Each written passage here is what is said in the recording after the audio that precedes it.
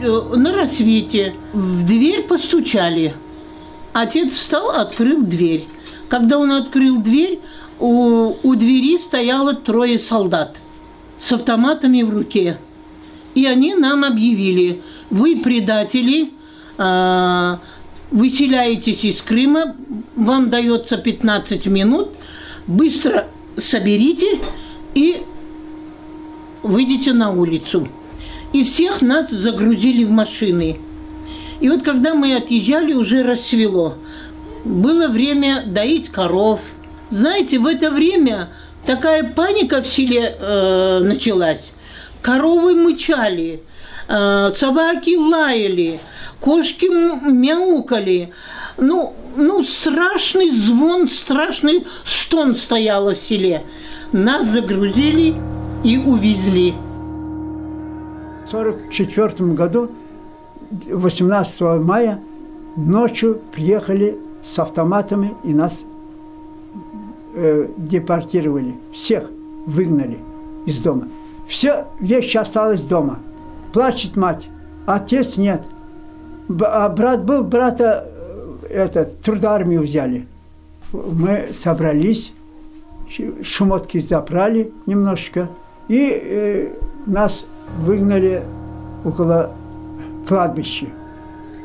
Ночь там держали нас. Солдаты полностью огорожены солдатами.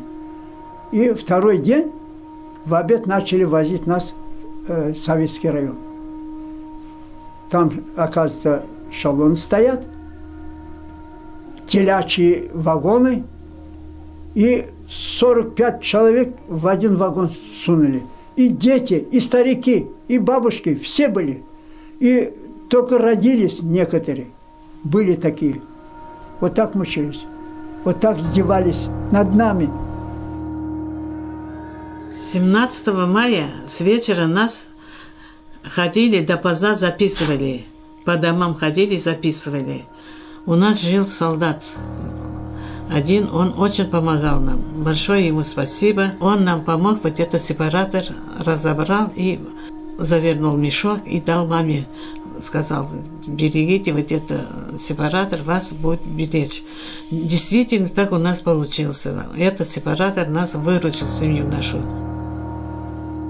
Немножко фасоли, немножко муки хватаем, сразу ее мать хватает свой Коран, заворачивает полотенце. Солдат говорит: жалко, говорит, отец в армии вас высылает. Сидим час, два, три, сестренка заболела, температура горит.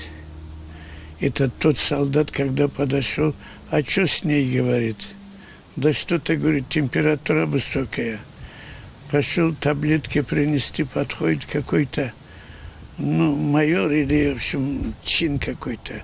Бахс по руке его. Что ж ты тут делаешь?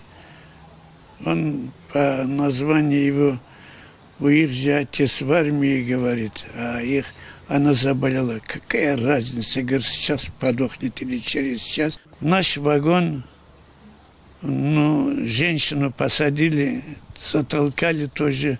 Она беременная, дочка 6-7 лет, в вагоне стала рожать. И смотрю, 3 солдата пришли, обыкновенные солдаты. Уже она родила, тут же наши люди роды приняли. Как там, вот, человек приняли роды. А потом какой-то, как деревня вроде бы, остановился, поезд останавливался там, где иногда в поляне, иногда. И ее вытаскивает. Еще мокрые вот эти тряпки, ребенок. И куда ее, говорю?